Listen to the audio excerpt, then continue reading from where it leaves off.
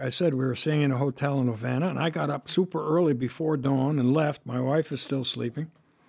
I was going to go out for a couple hours and come back and meet her for breakfast.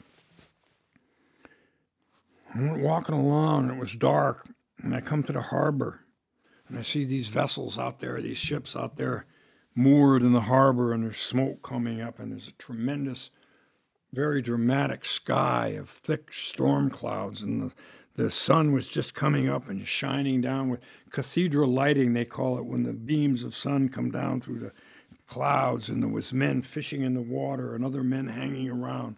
And I stood there for 20 minutes, and I made about 20 photographs that are some of the most powerful photographs I've ever made.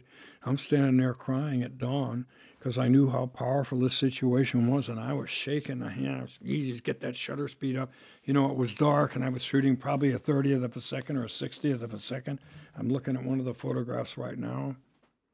And I got the elements. I got the sky. I got the vessel, the smoke coming up, the light on the water, the black silhouettes of the men, knowing that in the darkroom I could enhance the sky by burning in the upper half of the photograph, giving more light to make the clouds stand out more.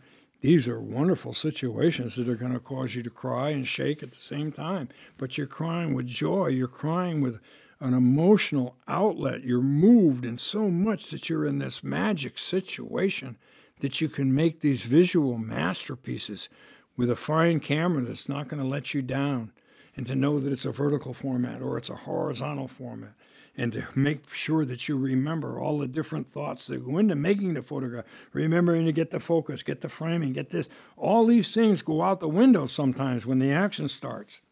And that's why you have to ingrain it into your head. You have to take notes so that you don't forget it in the excitement. And I was lucky that the excitement didn't make me forget. And these wonderful photographs will last for, like I say, for 10,000 years. Cuba, 4 or 5 years ago in the morning. I was so lucky to be there. So lucky to be able to be there. And to meet these wonderful musicians. Wow. Wonderful people in Cuba. And I got a taste of it. And I photographed the Cubans and their old cars and their way of life. And they were wonderful to me. And I still have many friends there. Photography has taken me to these places.